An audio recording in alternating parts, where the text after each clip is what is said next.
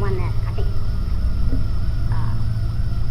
embraces the entire art scene of the 1980s and tries to place what's happened to criticism within it, because I think what's happened to criticism is very much a reflection of and a coefficient of the peculiar development that the art scene has undergone in this most extraordinary of decades, centuries, of quantity of art, new art that's produced and exhibited, the sheer numbers of artists, and so on.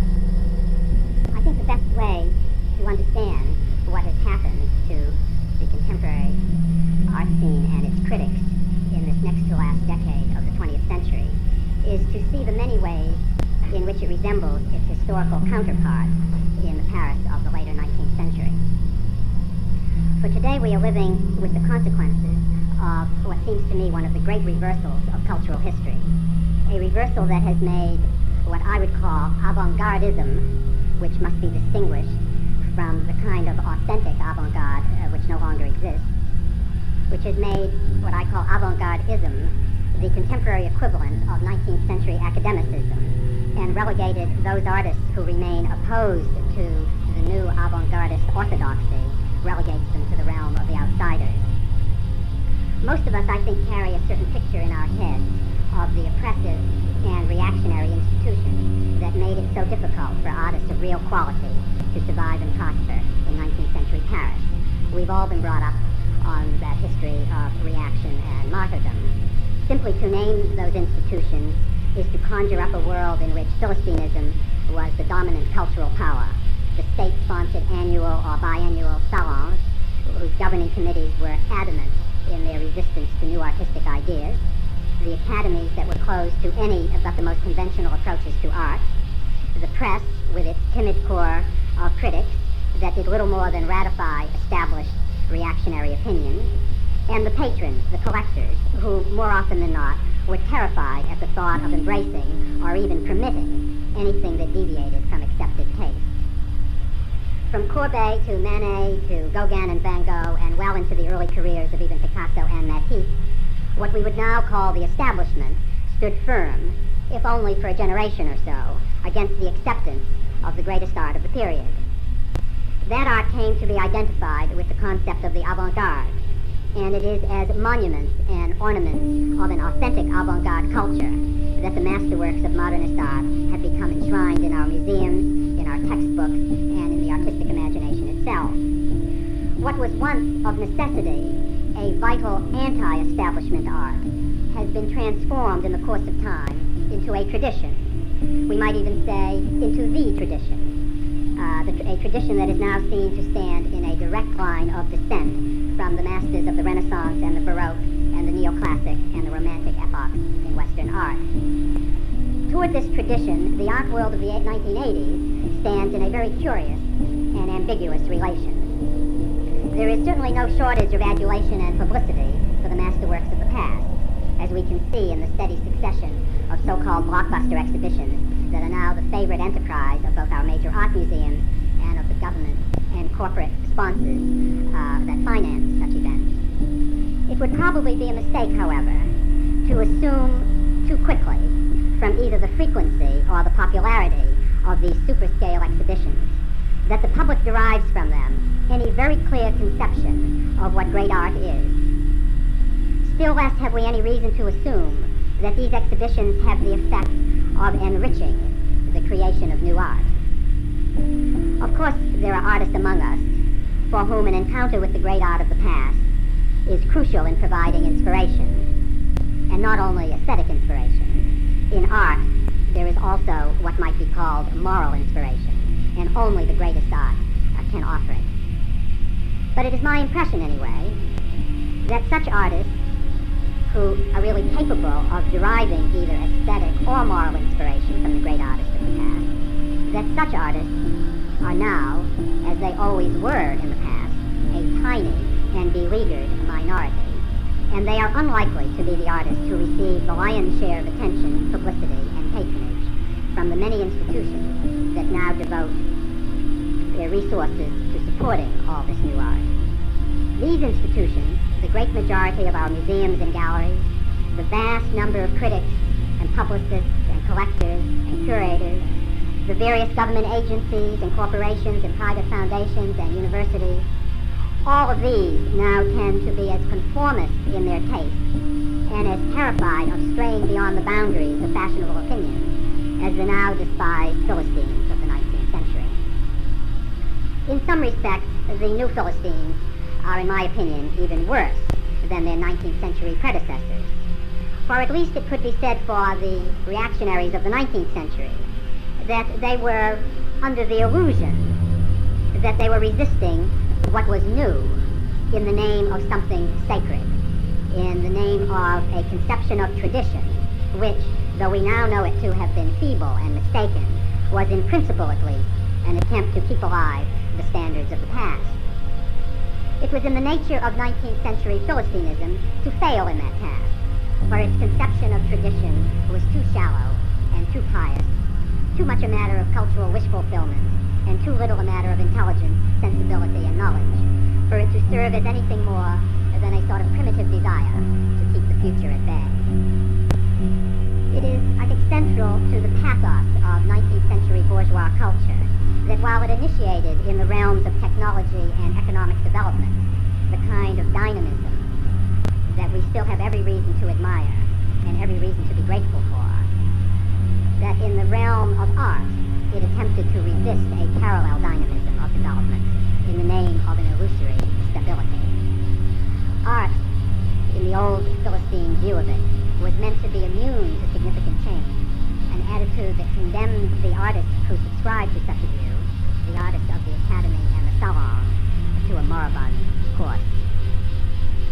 In actuality, of course, it was the artists who opposed this moribund course, the artists who came to be seen as the leaders of the modernist movement, who proved to be the true custodians of tradition. Which is why, in my view, it is such a great mistake, a fundamental mistake, to look upon modernism as the enemy of tradition. In one of its most important aspects, certainly, modernism is in fact a protracted debate, a debate conducted by artists and their critics about the nature of tradition and the ways in which it can be sustained and transmitted as a creative impulse. This is not, to be sure, the only attitude toward tradition that the modernist movement harbored, for it always contained an element of critical nihilism that stood for something very different, for the mockery, if not the outright destruction, of both art and tradition in the name of one or another program of personal emancipation or political rebellion. It was this nihilist element in modernism, most conspicuously associated with Dada and its vast cultural progeny, that has been programmatically anti-bourgeois in its essential ethos, and most cynical, as well as successful, in its manipulation of bourgeois institutions as a means of triumphing over the class and the culture it most vehemently despises. Although it came out of the modernist movement and drew much of its authority and energy from its association with modernism, this nihilist impulse in art was in fact profoundly anti-modernist in its basic outlook. For the true nature of the relation in which it stood to modernism did not openly declare itself until fairly recently, until the rise of what came to be known as postmodernism, which made its debut with the advent of pop art in the 1960s, and now, some 20 and more years later, has all but swamped the contemporary art scene in the Western world. If we ask what this phenomenon of postmodernist art and culture amounts to, we mustn't expect a simple answer, for it is in the nature of the nihilist impulse that is its driving force, to be complicated, devious, and paradoxical. Postmodernism operates, for example, by means of parody and what is called appropriation. It thrives on quoting and cannibalizing the art of the past for the purposes of mockery and ridicule. It turns every tradition into the materials of camp and makes no distinction between the glories of high art and the trashy gratifications of kitsch. In the world of postmodernist sensibility, everything, including the glories of high art, even its highest achievements, everything is reducible to kitsch, and kitsch remains its preferred mode of expression. At the same time, however, postmodernism aspires to a kind of mock glory of its own. And so what begins as parody and pastiche and appropriation sooner or later aspires to be taken seriously as the equal of the very art that the postmodernist sensibility has been obliged to ransack and trash in order to exist at all. Although it is essentially a form of aesthetic and cultural parasitism that remains abjectly dependent on its host culture for the basic materials of its existence, postmodernism nonetheless assumes the posture of a rival to that culture, a posture that is now accepted and even celebrated by the society whose tastes and standards are so shabbily ridiculed in the art that bears the postmodernist stamp. What is imperative to understand about the art scene of the 1980s, then, both its artists and its criticism, is that its dominant impulse, which is the postmodernist impulse, bears the same negative relation to modernism as a tradition as that of the Philistine reactionaries of the 19th century. Only today, the new Philistinism has, as we say, appropriated the gestures and attitudes of avant-gardism as the most effective means at its disposal for advancing its cynical cause. But this avant-gardism is itself a parody that only apes the more superficial attributes of modernism in order to subvert its fundamental seriousness. To a genuine avant-garde culture, this avant-gardism can make no contribution, for the conditions in which a genuine and authentic avant-garde might again arise no longer exist. And they no longer exist because bourgeois culture has effectively assimilated what avant-garde culture had to offer it. And contrary to the piety that still dominates the cultural thought of certain radicals, what the avant-garde at its greatest moment had to offer bourgeois society was not a revolution, but a purification of its aesthetic and cultural sensibility. It is precisely this program of purification and redefinition in the realm of art and culture that the avant-gardism of the postmodern era is designed to subvert and reverse. Hence the revival of all that was worst, all that was most despised in the academic and salon painting of 19th century France, a revival that has been central to the very spirit of the postmodernist movement.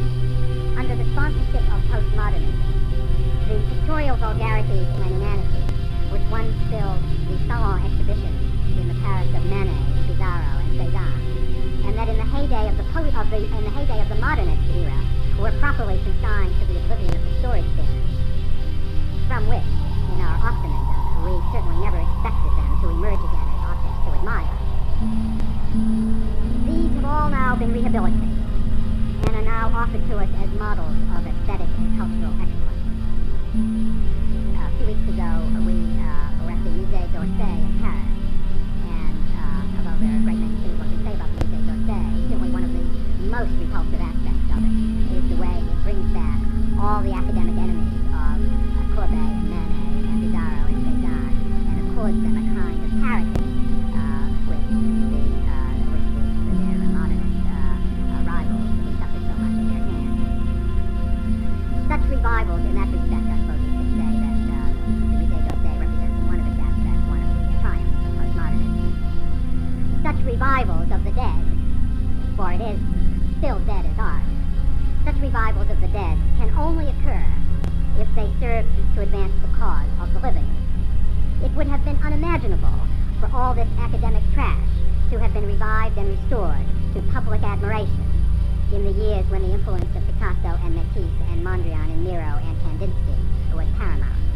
For the very existence of the School of Paris was predicated on the assumption that such kitsch had been permanently expelled from the realm of serious art. It would have been laughed at in the 1950s as well, in the heyday of the abstract expressionist movement in New York. But that movement, as I think we can see in retrospect, was probably the last that can be regarded as a genuine avant-garde phenomenon. And in the period that followed, the period that elevated such figures as Jasper Johns and Robert Rauschenberg and Andy Warhol to the status of masters, the great reversal I have spoken of began to make itself felt. And with the advent of pop art in the 60s, the new era was upon us. Andy Warhol was its guiding spirit, Marcel Duchamp its patron saint, and a rampant nihilism masquerading as avant-gardism its governing impulse. With a figure like Warhol, apotheosized now as the embodiment of everything we are urged to admire in the realm of art and culture, there was every reason to look back to the kitsch of the 19th century salon as something to be treasured. Warhol, in fact, led the way in this revival. I couldn't find the exact date, but I remember very specifically Warhol being invited by the Museum of Art at Rhode Island School of Design to organize an exhibition of the things he most admired in their permanent collection, and he went right into the storeroom and brought out Bouguereau. That was the signal. Warhol led the way in this revival, which is now in the museums, in the universities, in the art journals, and in the sales rooms, not to mention in criticism and in the media, embraced with such incredible enthusiasm, mindlessness, and tastelessness. What we are witnessing in the art world at the end of the 1980s is, through the museums, through criticism, and through the market, the institutionalization of this thoroughly corrupt avant-gardism on a vast scale. The art museums offer little, if any, resistance to its advancement.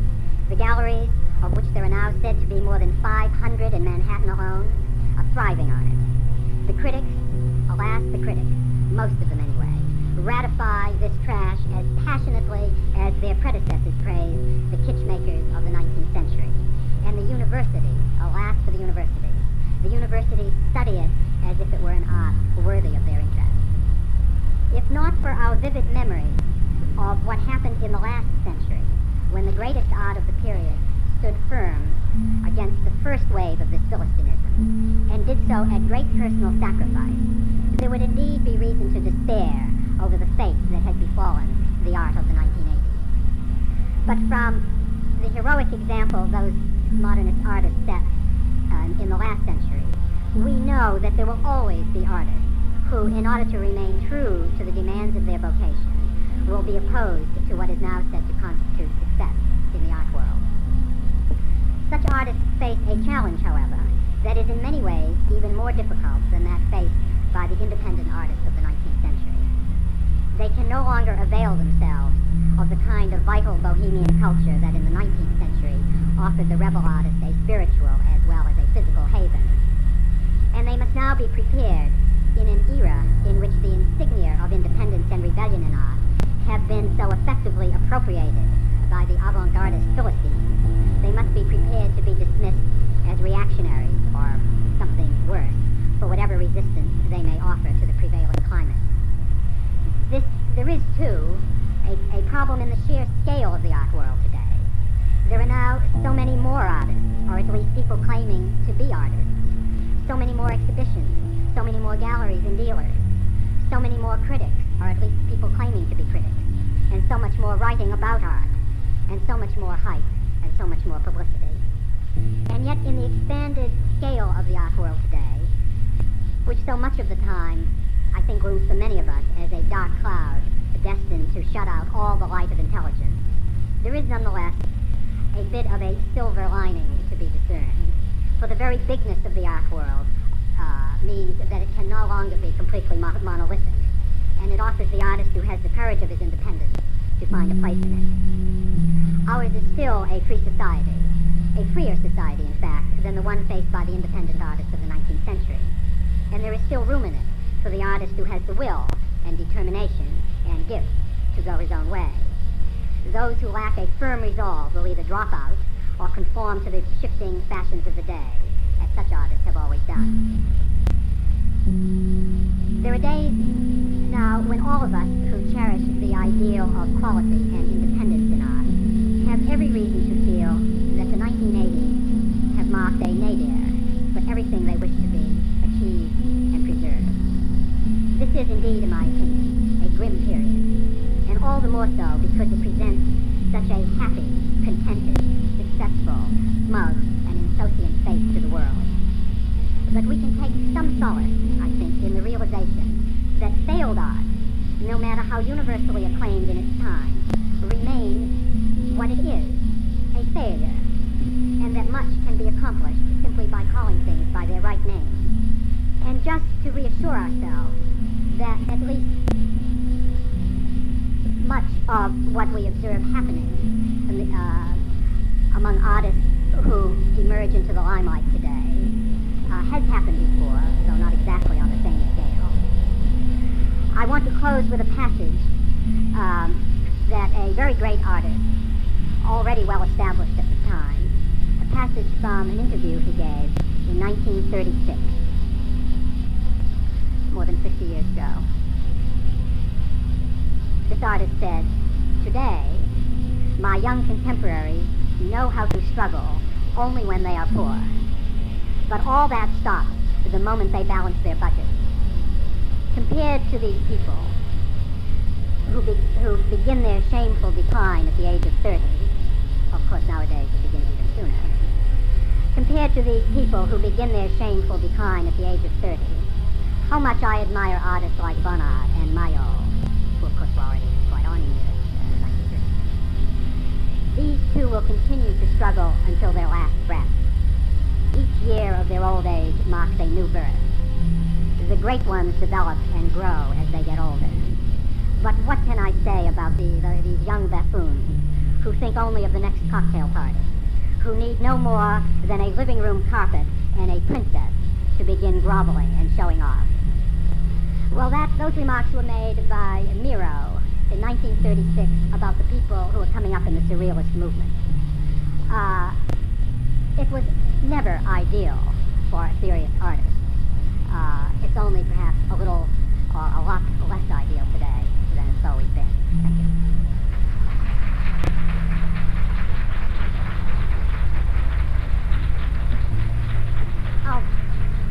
I'll be glad to take some questions if I haven't answered everyone already. Yes.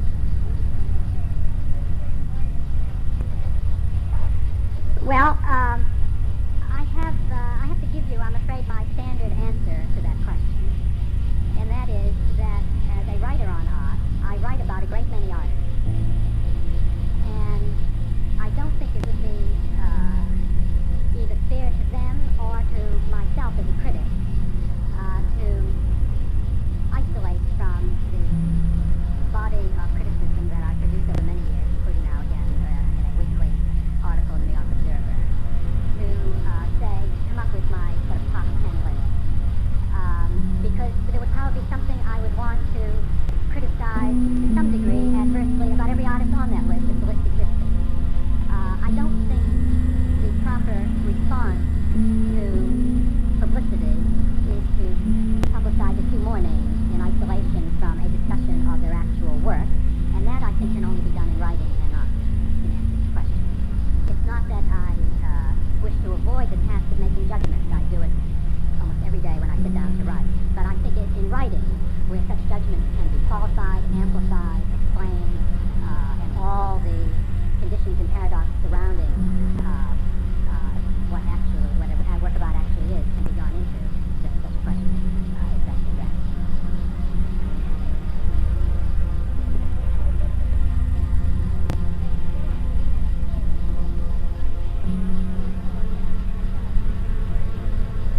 Well, I did in my article on Kiefer last week go into a kind of history of my responses to that particular artist, whose work I was enormously impressed by when I first saw it early in the 80s at the Mary Boone Gallery. And subsequent encounters with Kiefer's paintings have, as I recounted, and for the reasons I recounted in the article, much diminished my understanding of the scale of his achievements. I don't think it's a shameful thing to change one's mind. It's been for a critic to change his mind. It's been said that a critic is a man who conducts his education in public. And considering some of the really appalling things that are conducted in public nowadays, that's not one of the most terrible.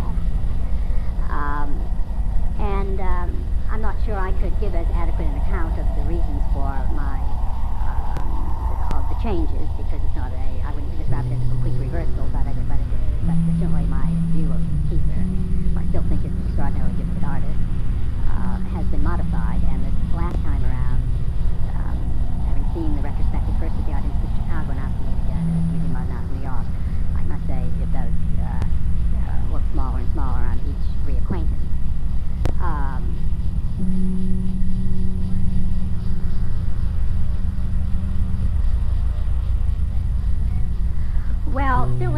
creation of the show at the Museum of Modern Art, I think, had the effect of illuminating some weaknesses in Kiefer that had been rather more delicately treated at the Art Institute of Chicago, where you could see the entire exhibition, as it were, virtually in one enormous space that was, well, I think in my article I described the lighting at the Art Institute as kind of Twilight of the Gods lighting, whereas at the Museum of Modern Art it's more like a kind of laboratory lighting. I mean, the lighting is absolutely merciless, and it's a kind of light that is extremely unsympathetic to the kind of ponderous, mysterious quality that Kiefer is eager to generate in his painting. I think the Museum of Modern Art installation is quite, in some ways, quite cruel to Kiefer. But after all, they didn't create the paintings. Painting of that at that scale of aspiration and ambition should be able to, withstand a lot of manhandling. In any case, my most fundamental revisions really took place in seeing the retrospective in Chicago. Seeing it at the Museum of Modern Art simply confirmed some of the feelings I already had on that occasion.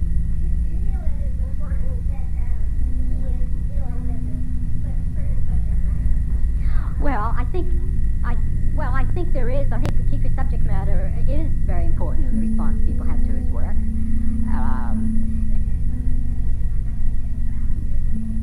Well, I think even if you didn't know anything about Kiefer's intentions, you would, or at least I have to say that in my first encounter, I was tremendously impressed by the audacity of what it seemed to me he was setting out to do. I think there is, however, in the art scene at large, a tremendous appetite for today for almost any kind of subject matter that can be thought to be serious or that have some connection with the gravity of our experience. There is a tremendous appetite for that, and there's a lot of bad art. I mean, I wouldn't put Kiefer necessarily in the category of bad art, but there's a lot of bad art disturbing that appetite. And related to that, I think, is the really almost shocking degree to which abstract painting has sort of fallen from grace in the public eye. I mean, 20 years ago, somebody had predicted that at the end of the 80s there would be so small a part of the exhibition scene, both in the galleries and in the museums, would now be devoted to abstract painting. I mean, no one 20 years ago would have believed it. And I think that has something to do with a shift that has occurred from the kind of sophistication, the old patron in art, the old private collector, who was totally loyal to his own taste, even, however mistaken that taste might have been at times. But the people who collected in an earlier period and who, either through their contributions to being board members of museums or donors to museums or whatever, who gave money to back certain kinds of art, were giving that money and were buying the collections they were buying out of a sense of personal conviction. The corporate patron, the government patron, even today the museum patron in many cases, is not sponsoring art, is not funding art, is not exhibiting art out of any personal conviction. There is a kind of consensus, a kind of impersonal decision-making process. What will reflect best on us for us to sponsor? There's a totally impersonal element, and that's true whether it's the National Endowment for the Arts in Washington or whether it's Philip Morris or Xerox or whether it's the MacArthur Foundation. There's it's a kind of part of it is a kind of Chinese restaurant menu philanthropy. One from row A, one from row B. We have a black realist on our list, so we need a white feminist. We have somebody who does Hispanic art. So we then will need something maybe from Eastern Europe. In that sense, it's politicized. These are in some sense sort of affirmative action decisions about what we're going to sponsor. There's no person there experiencing the art that's being funded and promoted. There's a severing of any kind of what I would call sort of human connection between the source of the patronage and the objects that are on the receiving end of the patronage. That to me has been a devastating change because it puts the whole enterprise of patronage into the realm, into the hands of bureaucrats. And we now have, of course, more and more bureaucrats acting as middlemen between the artist and whatever institutions exhibit the art, as a general thing. I remember some years ago when I was still at the Times being having a conversation with a man who was starting what he felt was going to be a very major biennial exhibition of contemporary American painting in the South. He said this would be the most important thing of its kind in the world, and he began going through all the benefits the artist would receive from being selected for this exhibition. And I said, because by that time this was virtually always my first question about such enterprises, I said, how much of the money is going for administration? Well, he turned to his assistant, well, we've got those figures here somewhere, and he went on and on about what a great thing it was going to be, and I kept coming back to this question of how much of the budget was going for administration. In other words, for bureaucracy. Well, finally, he said, when he saw that I wasn't going to drop the subject, well, we're trying to keep it down to 60%. Well, and if you have any experience with museums, you know that for every real curator a museum adds to its staff, there are, a great many non-curatorial persons being added to that staff. Probably the single biggest area of growth in the museum world has been in the so-called public information department, the publicity department. They're also the best-run departments in most museums because their tasks are relatively simple. They don't have to deal with objects, they don't have to deal with artists, except maybe sometimes they get them to keep their mouths shut. They keep the trains running on time. And that's the biggest area of expansion. Well, when you have that kind of growth in the museum, you no longer really have anything even remotely resembling what a patron was once understood to be. That is, someone who put his money where his taste was. All that's gone. Or at least gone underground. Yes.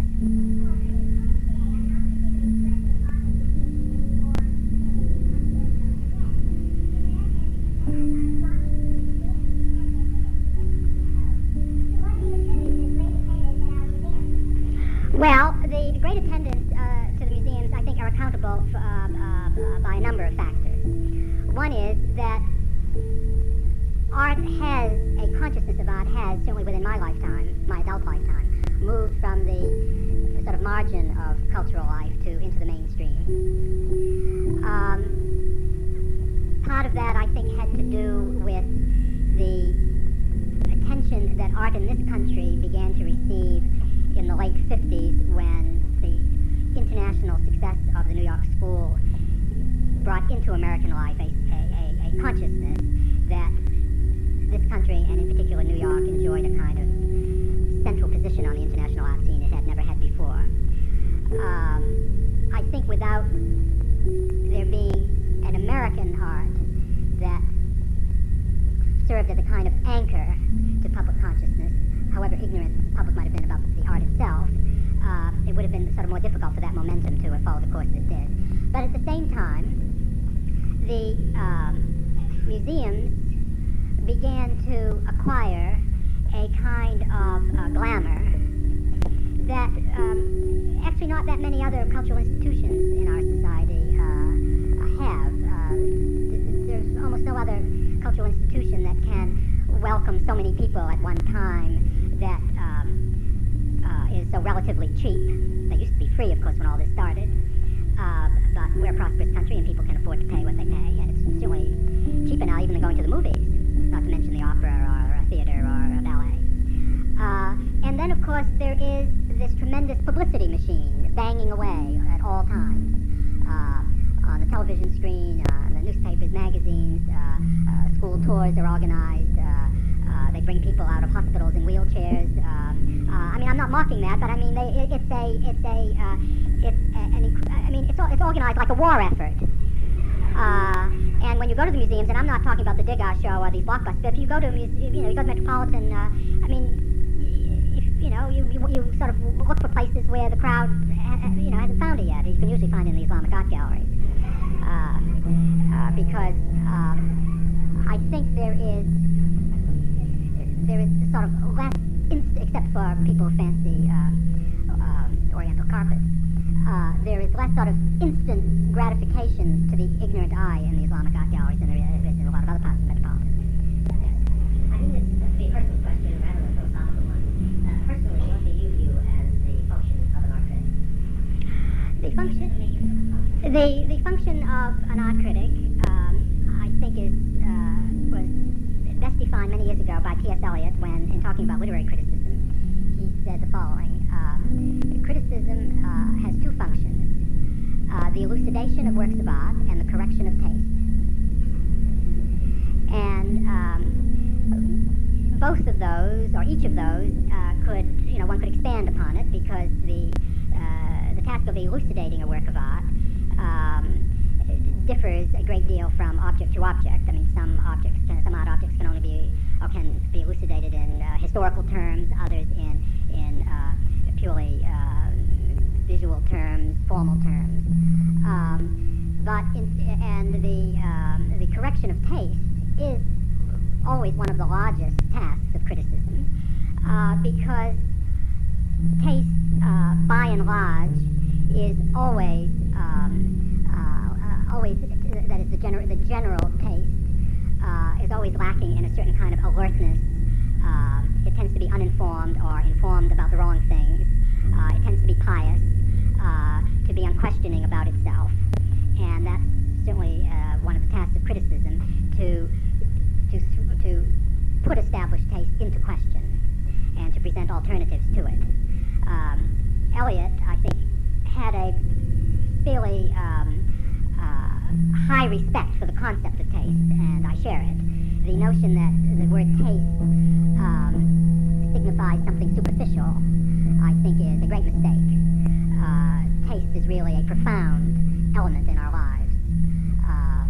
We base many of our judgments of the people we meet on the basis of taste, and as we do our judgments of art. Almost all of our waking hours are, in some way or another, challenges to our taste. And that certainly, I think, is one of the central tasks of criticism. Yes? Going back to the central, sort of the battleground of new art right now, you were talking about the Dostoevsky of avant-garde artists. Because all the tasks of artists have been usurped by the avant-gardists, we don't make it very difficult for artists to they have no mechanism to attack the avant-garde, because any way they attack the avant-garde is already used to attack itself, to attack them. So you're talking about the sense of the reactionariness of say, a non-avant-garde artist who does new work. Given that relationship, where, I don't exactly know how to ask this question, because it's out there on the frontier of art. If there's going to be new art, in a way it can't be new, because the avant-garde has always stood for new, so we got ourselves in a double bind. Well, I thought that was the nature of the problem I was outlining. However, new is a very treacherous word.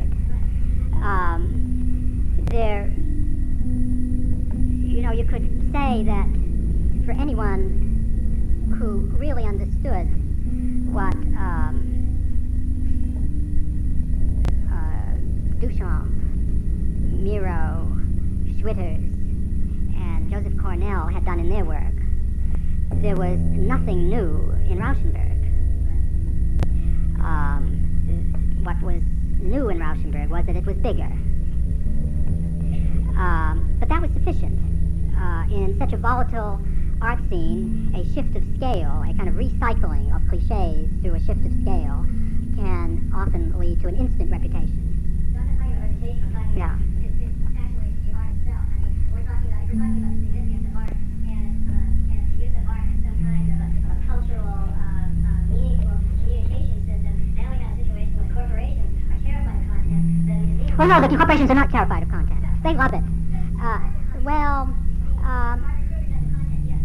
But it's hard to, I don't know, gosh, I mean, I went to see the other day down at the World Financial Center which houses the world headquarters of Dow Jones, American Express. You can't get more corporate than that. And there's all this, anti-bourgeois art in the lobby. Lots of electronics, lots of dirt. They have some chickens crapping in a cage. Those corporations aren't afraid of content. They're much more comfortable with it than they are with art, and they're using all that stuff at the World Financial Center as a kind of hustle to win even more upscale tenants for their skyscraper. It's a great mistake to think that those corporations don't like content. They love it. However, I don't mean to dismiss your question. I'll only say about it is that if I really had the answer to your question, I would be an artist and not a critic. Because the answer to that question will only come from artists. Yes. Do you feel as though taste is something that is static? The taste has been the same since Greek times or before times? Or does taste change from generation to generation and era to era? Well, taste, I think, always changes. But it doesn't necessarily get better. You're not trying to qualify it as being better or worse, but it certainly does change. Well, of course, taste is... The thing that happens with art, it changes. When the Impressionists and Post-Impressionists, that we now all revere, were first exposed, as you probably know, the audience didn't spit at them. And that's something that we all are aware of. And it took a long time before they were properly, duly appreciated. And it's the same with the American abstract movement. When they first came out in the 30s, they were trash. No one would even look at them. It took until the 50s before there was an appreciation of what they meant, and there's a greater appreciation is shown by a price quotient today than there even was in the late 50s. And so it came about that when something that was different than what the abstract expressionists were doing, which started in the 60s, all of a sudden the abstract expressionists practically were all ready to commit suicide because there was no one interested in even talking to them. And it works that, it's been working that way from art, from ever. That when any new movement comes in, it takes 50, 60 years before it becomes a classic. And we are never able to tell for certain whether that's going to be considered junk like the bourgeois are today, or it's going to be considered accepted fine art. So I don't know, that's a heck of a position that you critics are always in, because you have to make a statement that you may live long enough to wish you hadn't made. Well, yes, but that's true of artists, too. I think that... Destroy what the artist created with no good. Well, critics are so quickly forgotten that I don't think that any of them need to live in mortal fear. I don't think that would be your thing. Well, thank you, but I'm not sure I agree with that. But I think that basically what you say is true, that posterity is finally the only critic that counts in the long run. But of course, in the long run, we're all dead, and we would like to at least have some sense of where we are now while we're still here. I think the difference between now and then is that now I think we can no longer feel certain that because an artist is denounced as trash, that he isn't trash. That is, we're not going to produce a greater number of great artists in our time than other periods have produced in theirs. It's one of those paradoxical situations. It's very simple to explain, though. That's because there were 2 art schools or 3 art schools per country. Here in America now, we have hundreds of art schools, and every university as well has an art school. So we're turning out artists by the droves. Yes, alas. And I have to look at them all. Yes. Well, I don't really think it's the task of criticism to predict the future. That is, I think the real task of criticism is to pay attention to what artists do. And where art is going to go is up to artists, and it's not up to critics. And I don't believe in, there are critics who I know are very much given to what I call legislating the future. But I don't really believe, I don't know, maybe they're more far-seeing into the future than I am. But I feel that my hands are full just trying to cope with the present. Yes. I have a question that relates sort of the nature of criticism, and it's from the New Criterion, September 88, and it's Jed Pearl's review. It's a far-reaching one. With only a couple of sentences or so, he comes up with a statement that he's light years away from John Singer. He's talking about Derek Fisher. Sargent's talents in this line, and Sargent can't be admired only for many minds. Fisher was always a lousy artist, now he's a smugly lousy artist. Do you have any comment on it? Oh, I think it's an understatement. I saw that exhibition. I dealt with it much more harshly in my review. You actually reviewed it, and here there was only a sentence that talked about the work and then went into that. And is that really Well, there's more than a sentence about Fischel in that.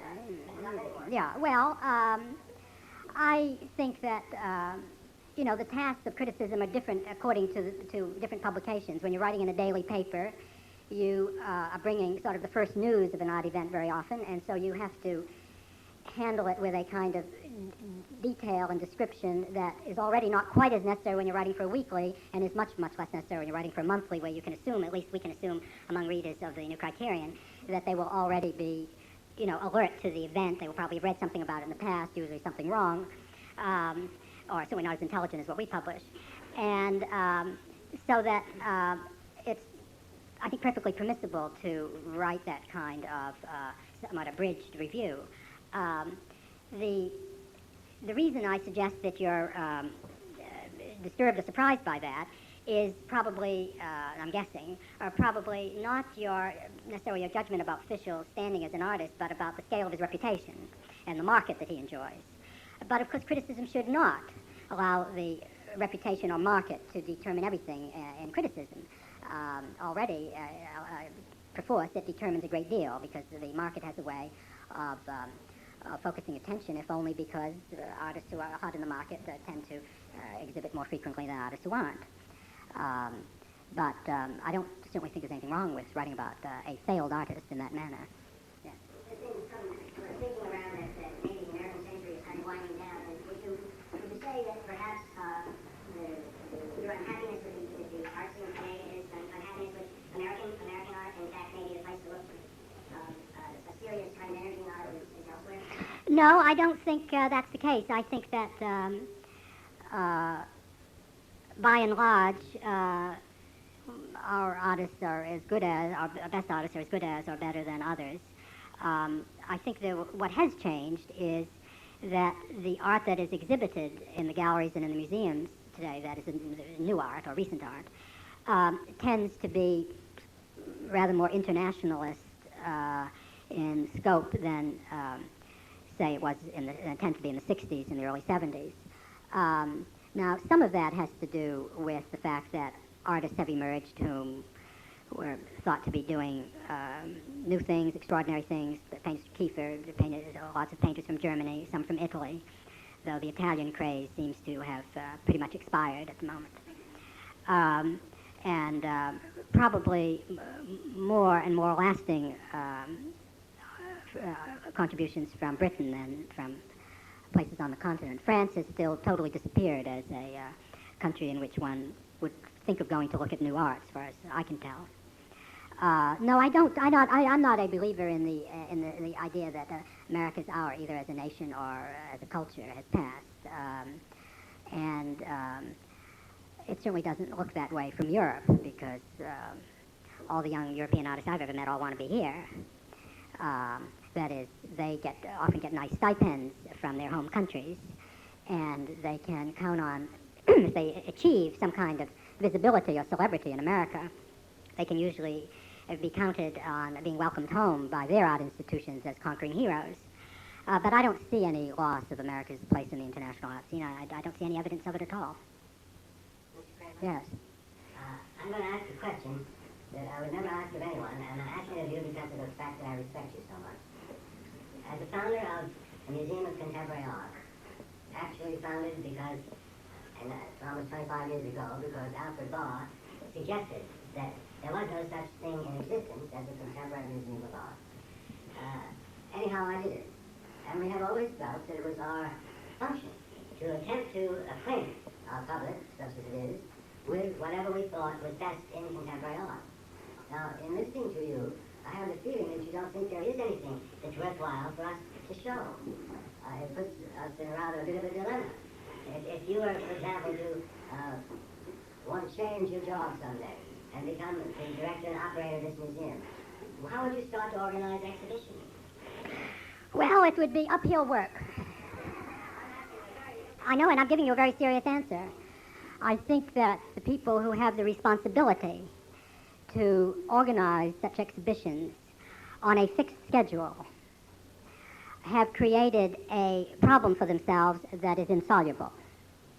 That is, an institution that lays down a calendar requiring that there are going to be 12 exhibitions, 8 exhibitions, each of which embraces X number of artists in the course of the calendar year, and brings to that calendar the expectation that there is enough new work worth exhibiting, and that's going to be worth exhibiting, right on demand, I think has created a problem that's insoluble. And this is not a problem I'm unacquainted with. Of all those years I was with the New York Times, particularly in the latter years, I would frequently be asked to attend meetings with editors, and the first question always was, what's new? And ideally, from the New York Times point of view, they would like to have had something new and terrific 52 weeks of the year. Now, we know that that's not the way human culture works. And on one occasion, I made the error of saying, well, there was nothing new, meaning that week. And my editor said, is that a trend? And so there's no way out of that dilemma. There's no way out. I mean, if you get on the express train, then that's the direction you have to go in. Maybe museums shouldn't be like express trains. Maybe we should rethink what the best function of a museum is.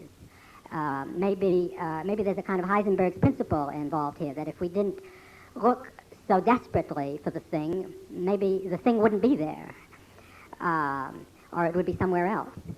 I don't really have a satisfactory answer to that question, because I think the expectation, the institutional and emotional and intellectual expectation that there's always going to be enough that's new, that's worthwhile, is no longer an expectation that we can really count on delivering for us. Yes? Is there more questions? Yeah.